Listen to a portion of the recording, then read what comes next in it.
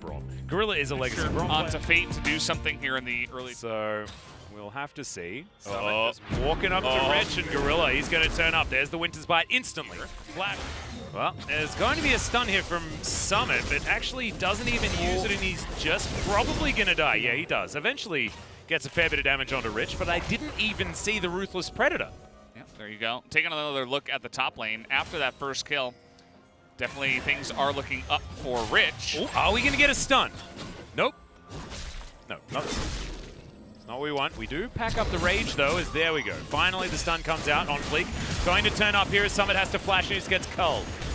As Kuzan dives on towards Fate's going to get chained up. Max range, Spear is going to land and beyond. Grabs another kill. Unleash power, not enough. Onto Kuzan as Google once again. The same magical journey. Cougar was there to save the day that time around. Team Dynamics setting up another potential play. They have the amount of damage to even get under that turret, as long as you can get them stunned. This is what I was talking about. Here we go. Yep, there's the Tempered Fate. It does miss the turret, but you're exactly right. It's always going to be enough. And another kill for Beyond. That's why they're going to attempt to give him the plates here. Big rotation up by both teams.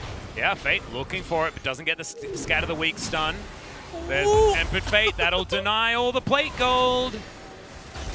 And that's real unfortunate. Gorilla also, no, not going to die just yet. Unbreakable, hell of an ability, but eventually the Electrocute proc's going to do it. Beyond's going to burn to death, though, so it's a 1-for-1. In the meantime, Summit is here.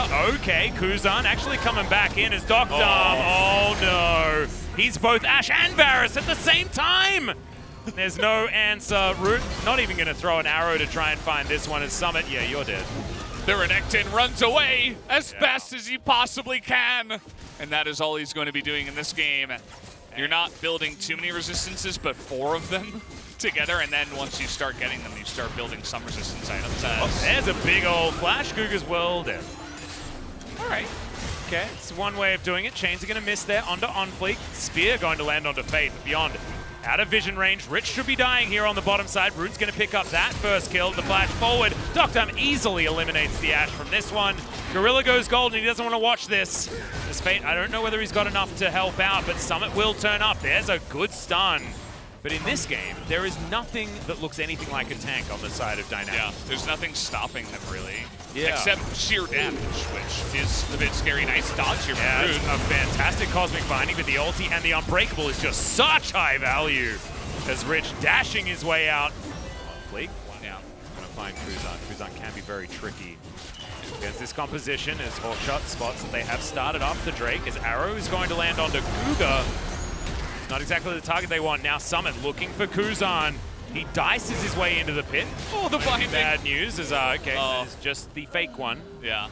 Sandbox move on over to this Dragon. Chain's going to land onto Onfleek, but it's not going to arm as Rich is towards the bottom side. We've got a magical journey to get them over here. Doctum actually just walks all the way through this mountain. Drake should be taken, and it is going to be secured by the Nidalee. But the Ashe does take down Rich already. Summit can't get himself over the wall. They're avoiding all of the CC for the moment, but that's not going to work. Unleash Power pretty good at dealing with the Aphelios, as that Scatter the Weak was phenomenal. The magical journey's going to be taken. It eats up the stun on Beyond.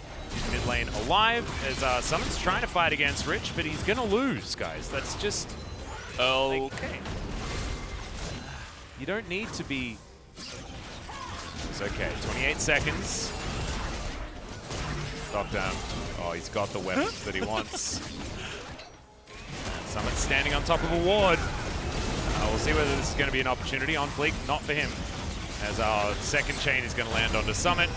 There's Hysteric's Gauge, fantastic Cosmic Binding, and that is the layering of CC that you want to see. Good flash out of Gorilla, but also good from Root, who is going to get stunned up. The Ashe is dead. Double kill comes through from Beyond. And it's rough, too, because if Syndra and Ashe aren't able to find anything, which, again, we talked about Mikhail's first here for Cougar. It was a fantastic item choice. This is interesting. Sandbox are going to try to rush down Mountain. Yeah, ulti comes out, but Fate not going to be able to find the stun. Cougar pops back, gets ignited. Rich is in the pit, so there is going to be a smite. Non-Fleek is going to lock down and deny the Mountain Soul. Baron is picked up. Kuzan over the wall. That's a flash from Fate. He needs to land some more than just a an auto attack. He isn't. But he's still going to keep himself alive as now Rich is at full health, chasing after a Syndra who is real dead. Nice interrupt on the culling. He's wandering casually towards his demise. On Fleek now as well, also not having a great time. Getting punished for denying the Mountain Soul by the looks of things. He keeps these auto attacks up. It can actually get a little bit dicey, but it doesn't. Skoog's going to be able to lock down that kill. So now knows that we're going to lose a Nexus turret if we try to contest this. It's an impossible decision to make here for Sandbox. Every part of it is just bad news. As there's the Tempered Fate, lands onto 2. Dynamics, they still don't have any hard engage. Remember, there is no real way to go in on anything. They need to soften up the members of Sandbox before they do anything. They have done it very, very well throughout this game so far. Still, it's a different way to win, as that's another brilliant Cosmic Binding. Guru is hard carrying this team right now. As Rich going to avoid the ulti with his stopwatch, now Summon, full health, flashing on forward, is going to take down Rich in this team fight to start it up. As Kuzan, he's going to go golden with his Zhonya's. Gorilla trying to fight, but yeah, without the Ashe, I just don't think Sandbox are going to have it in him. Guga even able to keep himself alive. That's going to be the double for Kuzan, a double for the Bard, and Dynamics will stroll towards the Nexus and take it down. Yep, and we will be going into a game number 3 after that play. They thought they had it with Rich going down. He even had the stopwatch down to the final moments, and it just was not enough. As GG, that's going to do it. As down will go the Nexus, and we are going to a game 3 for your Ashe, your Syndra. Eventually, you have that hard engage. After the 12 consecutive 2-0 series, we are back for the analyst task for game number 2 here in LCK. A lot of people have been discussing that Dynamics comp was really hard to pull off, and it's more like a solo queue style comp. It really depends hard on the laning phase, and there's no tank. So it's really hard to get a lot of lead in a lot of skirmishes and also fights around the neutral objectives.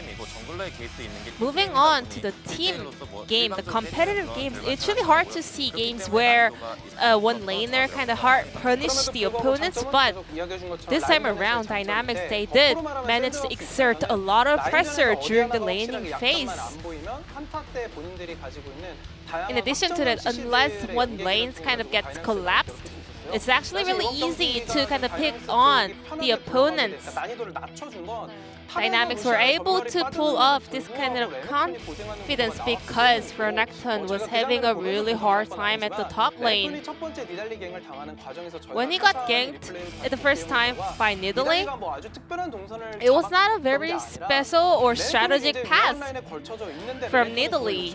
Renekton was going really greedy, and Olaf, he also had a chance to cover for Summit, but he also focused on his jungle camps.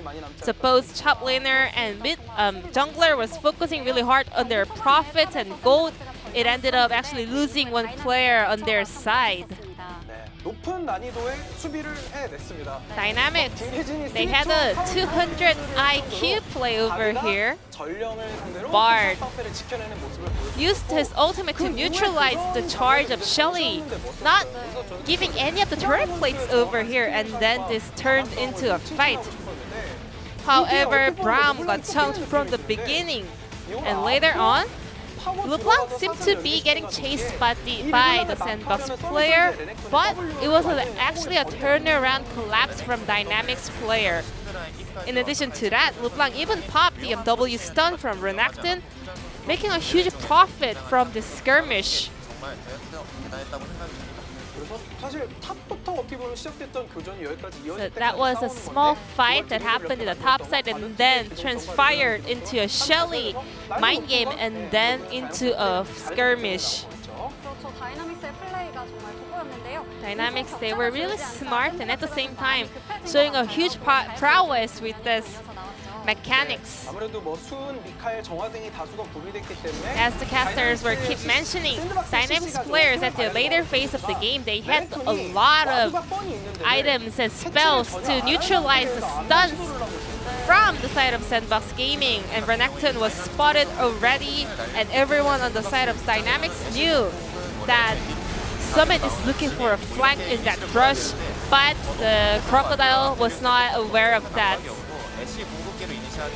It's really hard to open a fight with Ashe Ultimate because already all 5 members or 4 members had the item and spells and activity or ability to neutralize it.